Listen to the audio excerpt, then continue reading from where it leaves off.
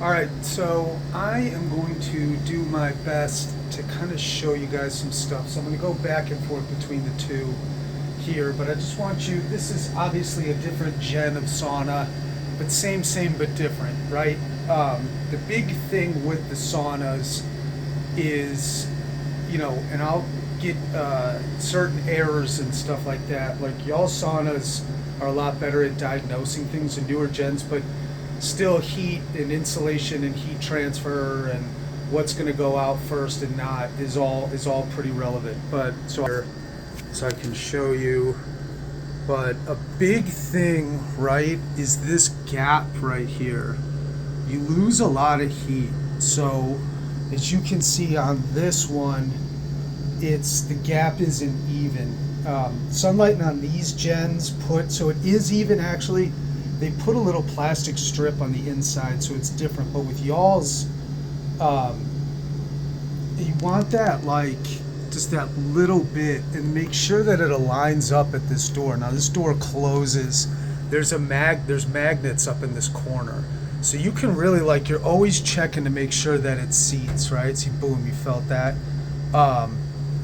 That's where you're gonna lose a lot of heat. So you guys notice this. One big thing is you got to be checking stuff constantly. So that's the first thing that I look at. The next thing I look at, down in here, and this one's a little rough today, but you see all of that grime and shit in there. That stuff you can wipe till you're blue in the face, but that one's going to take just a little. You just take a little sandpaper, right, and you can wipe all that. You can just, I don't sand like crazy, but it's almost just like you're wiping it. I'll place a link of some grid paper and stuff that I like to use, but it's real easy. You go through, you just kind of move it, and then make sure you follow back up with the shop vac. That's a big thing. But as far as the maintenance is concerned on this, so this sauna is cool because it stays real hot. Now, I'm real big against putting a mat over the heater. We have someone come in, so it's no big deal. But also keep in mind, the floor heaters are just made to keep it warm. The actual what drives the heat of this sauna are these side and back heaters and this front heater. So every time I come in, right, not every time, but I just notice the first thing when somebody says something's up, check the heaters, touch the heaters. So you just pull this back. I don't know if you guys can see this, but I just lightly touch it to make sure it's hot. And that bitch is hot. So if you hold your hand on it, it'll definitely heat up. So you just go through and you're like, okay, that heater's good and it's hot. See, you can see here, because it's older, there's some fading, and we clean all that up and can kind of paint it, but that panel needs to be replaced. And I just touch it, and damn, it's hot. Now, another thing that I notice with these, can you see that metallic starting to peel back?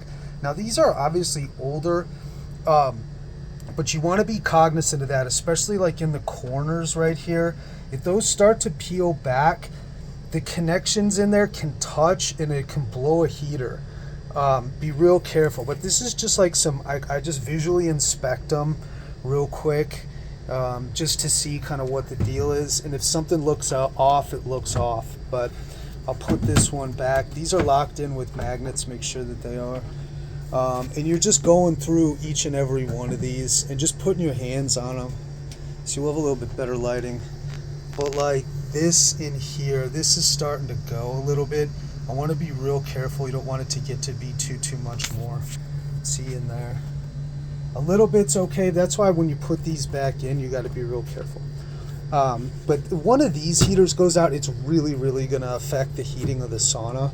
Now the floor heater, obviously too, that grate right there is just so here on all y'all's, you can see kind of how it cuts through. You can just pull that straight up, but I stick my hand through in there and I'll touch that heater. As long as it's hot, then it's on. But like I said, it doesn't really heat too much. Check the lights, the bulbs.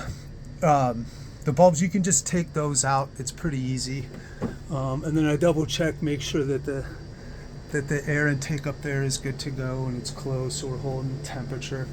But yeah, that's the basic first off steps. Now, your power box is back here, and you pop out screws there, I think there's 8 screws there, and you can get at the power box.